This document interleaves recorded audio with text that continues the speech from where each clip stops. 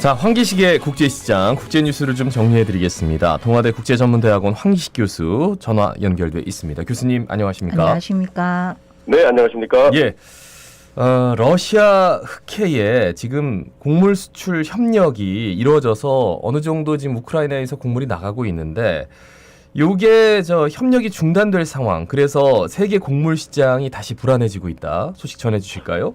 그렇습니다. 전쟁도 너무 오래 지속되고 있지만은 그나마 그 곡물 수출에 대해서는 협력을 해서 예, 지난 몇 개월 동안 세계 곡물 시장 가격이 그나마 조금 안정되는 추세였지 않습니까? 그렇죠. 그리고 지난주에 그 러시아가 주둔하고 있는 러시아 점령지죠. 크림반도에 그 러시아 흑해 함대가 드론에 16대 드론에 공격을 받아서 피해를 입었거든요. 네네. 여기에 대한 반격, 여기에 대한 보복으로 지난 3개월 동안 흑해를 통해서 곡물 수출은 러시아가 합의를 해줬었는데 이거 중단하겠다라고 지난 주말에 선언했습니다. 네. 그러면 다시 타격이 클 겁니다. 그렇겠죠. 우크라이나가 사실 밀하고 옥수수, 해바라기 씨유 같은 그런 세계 최대 곡물 수출국 하나인데 네네. 이게 다시 막힌다는 얘기거든요. 예. 그래서 어쨌거나 러시아는 구테흐스 유엔 사무총장에게 공식 서한을 보냈거든요. 네네. 러시아는 지난 3개월 동안은 특별히 민간 선박에 곡물을 실은 민간 선박의 안전을 흑해에서 보장했지만 네. 이제는 이 공격으로 더 이상 그 보장을 못하겠다. 곡물 수출 협정을 무기한 중단하겠다라고 공문을 보낸 상태고요. 네네. 젤렌스키 우크라이나 대통령은 거기에 또 반박을 하지 않겠습니까? 그렇겠죠. 터무니없는 조치이다.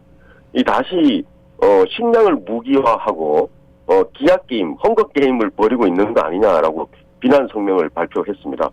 어쨌거나 곡물 수출 협정 덕에 우크라이나가 그래도 한 900만 톤, 한 1000만 톤 정도 곡물 수출을 겨우 했었거든요. 그렇죠. 그런데 이게 어떤 러시아가 노림수가 있냐면 물론 뭐 흑해 함대가 드론 공격을 받은 이유도 있겠지만은 네네. 사실 1차 그 식량 협정이 곡물 수출 협정이 다음 달 19일, 11월 19일 날 1차 만료됩니다. 네네. 그럼 다시 이제 협상을 하지 않겠습니까? 서방 국가하고 러시아하고 이제 터키에 유엔하고 협상을 할 건데 네네. 여기에 대해서 유리한 재협상 조건을 노린다라는 그런 분석도 있었거든요. 네네. 그동안에 러시아가 계속 불만을 제기해왔던 것이 특별히 우크라이나 곡물 수출을 묵인해주고 또 그게 안전을 보장해줬었는데 그럼 서방 국가 거기에 대한 반대급부로 러시아산 곡물하고 비료 수출도 제재를 면제해준다고 약속을 했었는데 그 부분이 제대로 안 지켜진다는 그동안의 불만이 있었거든요. 네네. 바로 다음 달 11일에 이제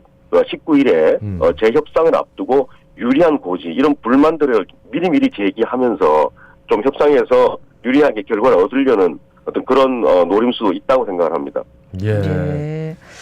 자, 다음 소식은 브라질 대선 관련입니다.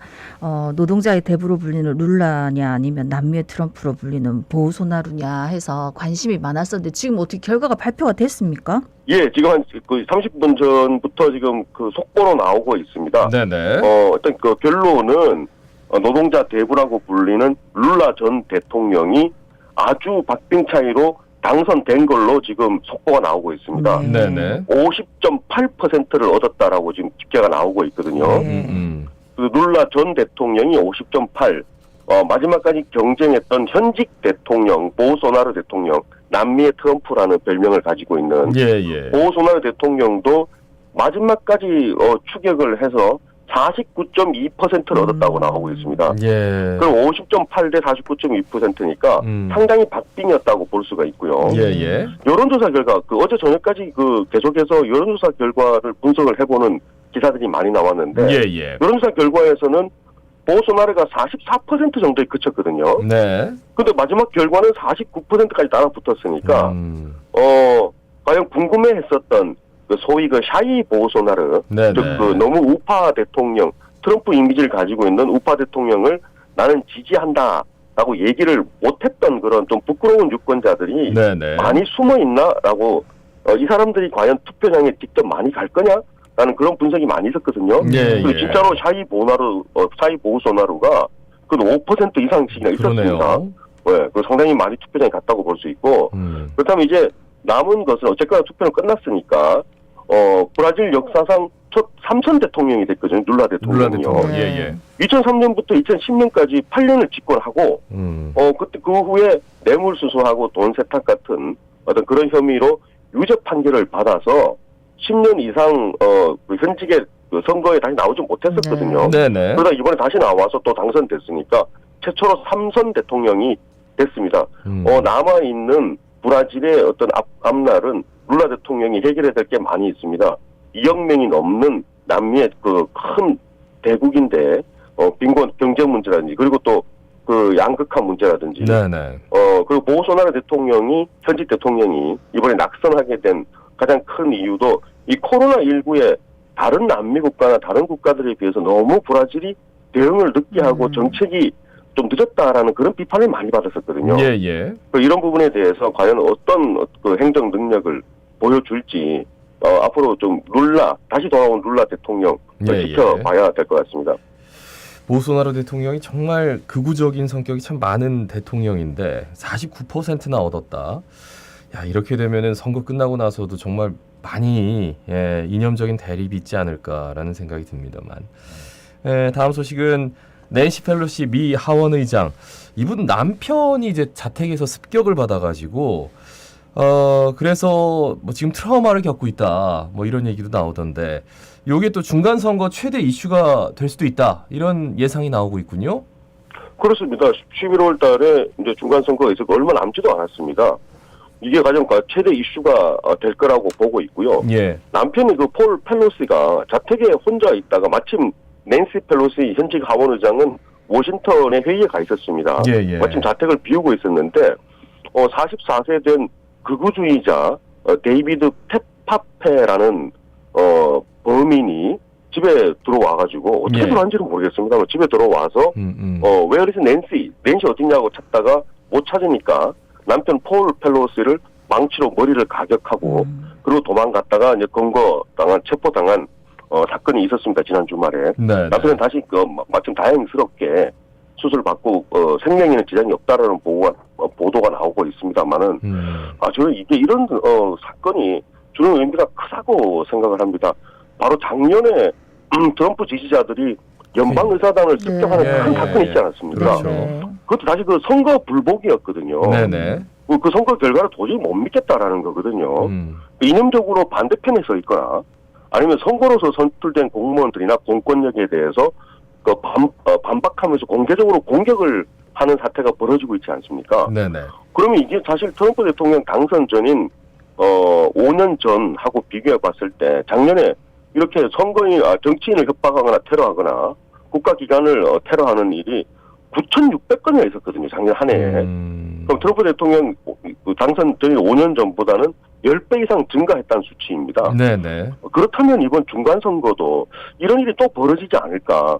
선거가 아무리 공정하게 집행되고 선거 결과가 나온다고 하더라도 네네. 이런 극우주의자라든지 반대편 공격하는 이런 일종의 QAnon이라고 하겠죠. 이런 블로그 활동하는 이런 사람들, 극우 블로그 활동하는 사람들이 네네.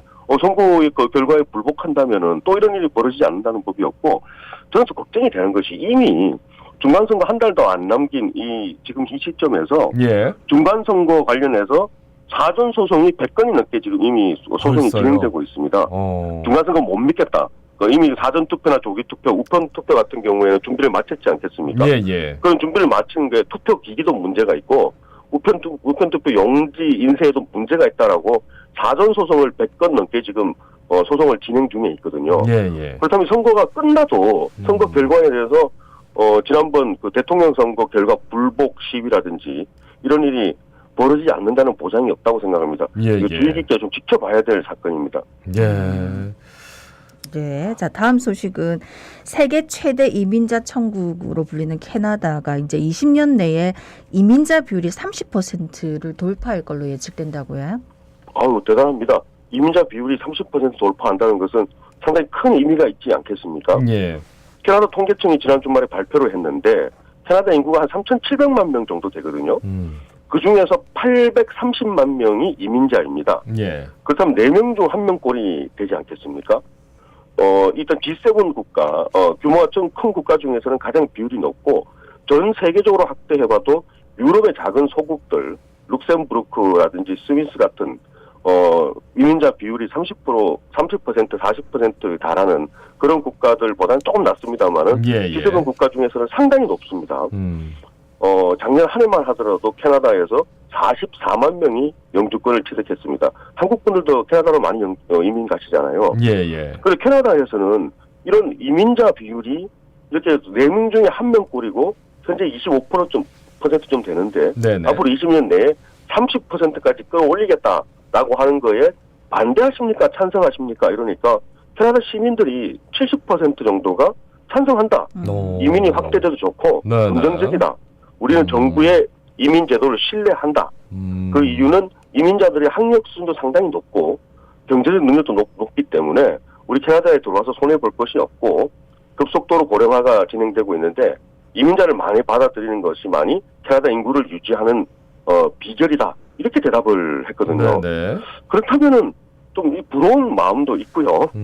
한국도 지금 가장 출생률이 낮은 나라 중에 하나지 않습니까? 예. 고령화 급속도로 진행되는데 이런 부분이 주는 시사점이 크다고 생각합니다. 한국 그 이민자 비율을 보면요. 참고로 말씀드리면은 미국도 한 15% 정도 되고요. 예. 한국하고 일본이 2%로서 가장 낮은 국가에 속합니다. 2% 수준 정도입니다. 이민자 비중이. 예. 네.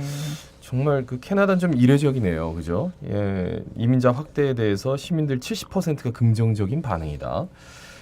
마지막 소식이 될 것 같습니다. 소말리아 모가디슈 중심가 차량 자폭 테러 때문에 사망자가 100명이 넘었다라는 소식입니다. 전해주실까요? 아유, 영화를 통해서 좀 알려지기도 했는데요. 모가디슈. 그 후로도 계속해서 지금 소말리아에서는 이런 그 테러가 일어나고 있습니다. 지난 주말 29일 날 이것도 시내 한복판에 정부 종합천사 교육청 담벼락에다가 그 차량이 들이받으면서 자폭 테러가 2건이나 일어났습니다. 사망자는 최소한 100명이 넘어서고 300명 이상이 부상을 당했다고 보도가 나오고 있는데 네네. 불과 5년 전에 500명이 사망한 폭탄 테러 사건하고 장소도 똑같고 방법도 똑같습니다. 이런 일이 계속해서 반복되니까 그 배후는 도대체 어떤 일이 벌어지고 배후는 누군가 했는데 네네. 이때마다 그 소말리아에서 지금 문제가 되고 있는 이슬람 극단주의 무장단체 샤바브라는 무장단체가 있습니다. 또 여기를 지목됐고 본인들도 계속해서 그 배후라고 인정을 하고 있는데 샤바브는 현재도 소말리아는 유엔 평화유지군하고 정부군이 투입되어 있지만은 네네. 이 치안이라든지 그 병력들이 제대로 배치가 안 된 지역들이 많이 있거든요. 소말리아 남부 지역은 이미 지금도 샤바브가 장악하고 있습니다.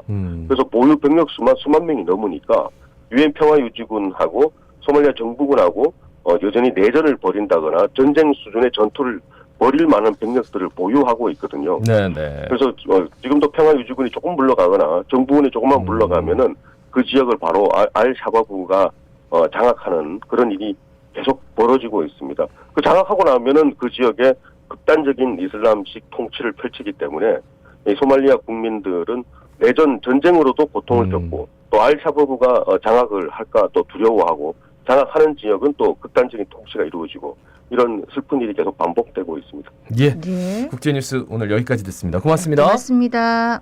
고맙습니다. 네, 지금까지 동아대 국제전문대학원 황기식 교수였습니다.